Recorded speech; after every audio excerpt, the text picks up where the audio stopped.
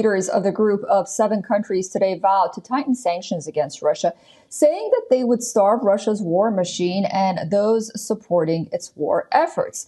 The G7 leaders are also calibrating their approach towards China and lowering its economic might. Meanwhile, Prime Minister Narendra Modi has arrived in the Japanese city of Hiroshima. All eyes will be on his meeting with Ukrainian President Volodymyr Zelensky. This will mark their first in-person interaction since Russia invaded Ukraine.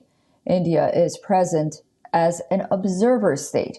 Unlike the G7 countries, India has maintained a neutral position on the war. New Delhi has urged that dialogue is the only way forward, while it has not directly blamed Russia for the war. While heading for the G7, Prime Minister Modi said that he will amplify concerns of global south at the G7.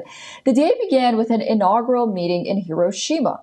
On your screens are Joe Biden of the United States, Rishi Sunak of the United Kingdom, Justin Trudeau of Canada, Olaf Scholz of Germany, Giorgio Meloni of Italy, and Emmanuel Macron of France, and of course Japan's Fumio Kishida, the host leader. The longest shadows will be cast by 2 countries that are not even present at the summit, and that is Russia and China. As for Russia, reports suggest that the G7 plans to target its energy and export market. The new moves will target sanctions evasion involving 3rd countries. It will also be aimed at undermining Russia's future energy production. In a recent statement published by the host country, the G7 has demanded a complete withdrawal of Russian troops. The official statement reads, and this is a quote, "Russia should immediately, completely, and unconditionally withdraw its troops and military equipment from the entire internationally recognized territory of Ukraine." The G7 is divided over Russia's invasion of Ukraine. While the invasion is condemned in unison, the differences lie on the strategy about how to punish Moscow for it. As for China, not just trade, Xi Jinping is looking at acing diplomacy as well. And China could be G7's weak point because divisions appear to be the most notable over this issue. Each nation has a different concern and relationship with that country. The group has already planned to diversify supply chains. G7 countries are grappling on how to warn China, but at the same time not alienate a powerful trade partner. Remember, China is the world's 2nd largest economy. To sustain in the world market, coordinating to China is inevitable. These are the heads of some of the world's most advanced democracies. The West has been talking about its unity in speeches, but the differences are stark and quite clear. Will the G7 summit be any different? Well, we'll find out. For more on this, we are joined by our correspondent, Siddhan Sidal. He's joining us live from Hiroshima. Siddhan, great to see you. What is the latest? Looks like all eyes are going to be on this meeting between Prime Minister Modi and Volodymyr Zelensky of Ukraine.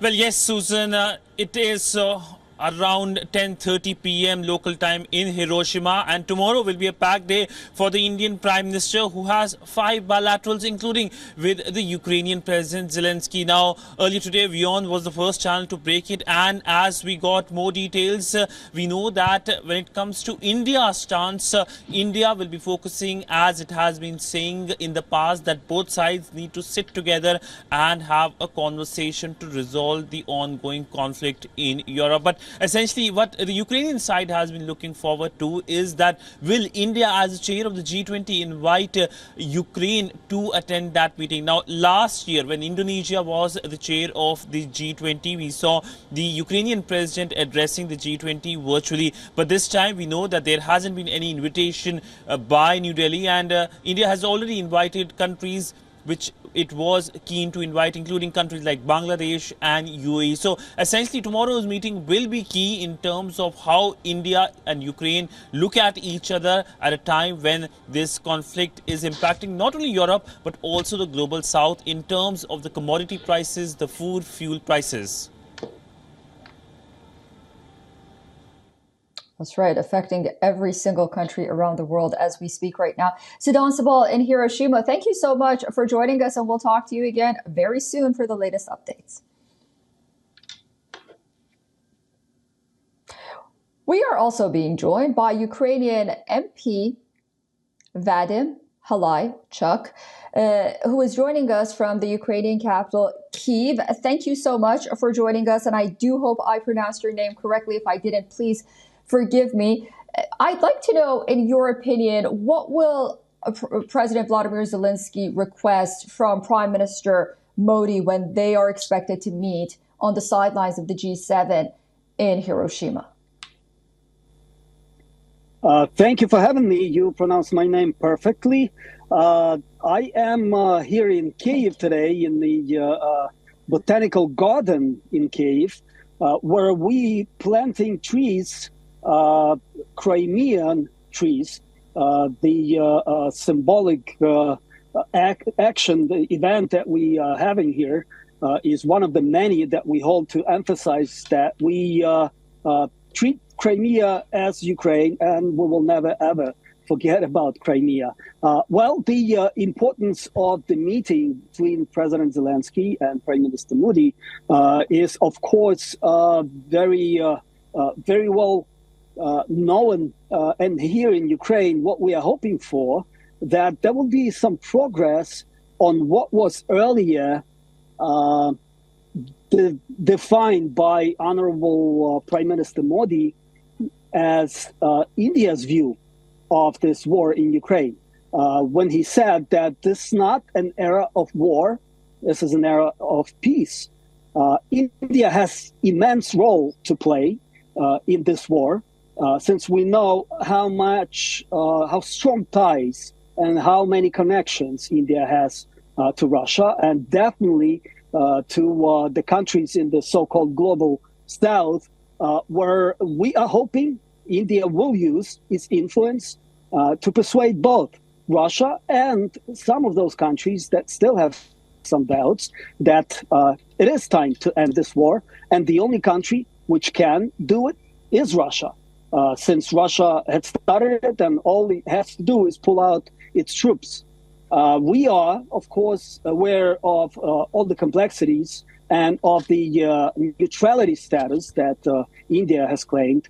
However, we hope very much that it's become apparent to us, and it hopefully will become apparent to everybody else in the G7 format, that on the first, neutrality doesn't work. Unfortunately, it didn't work with us. Ukraine was a neutral state when Russia attacked Ukraine in 2014. It was actually a Ukrainian constitution. And neutrality simply did not work for us, and neutrality does not work now to end the war. And the second very important thing is that no possible solution will be found without active participation of Ukraine. The leaders of G7 have been very outspoken about the necessity to have Ukraine around the table when Ukraine's issues are discussed. And therefore, we also hopeful that President Zelensky will be invited to the G20 meeting, where we, again, hope the issue of war in Ukraine and the complexities and crises, as a matter of fact, which that war brought, not just on Ukraine, but all around the world. I mean, energy security, food security, all those issues now, not just the issue of Ukraine and the European continent, but throughout the world, including India and the countries neighboring India. Therefore, we're hopeful that this meeting will achieve this result. The arguments of Ukraine will be heard. Ukraine will be invited to sit together with G20 leaders and discuss the possible ways to end this war, to punish the aggressor state, and more importantly, to find such solutions for the future that this kind of aggression will not be possible.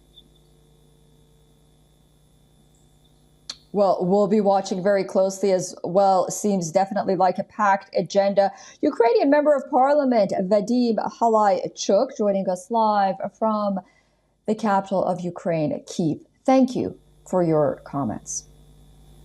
Thank you for having me.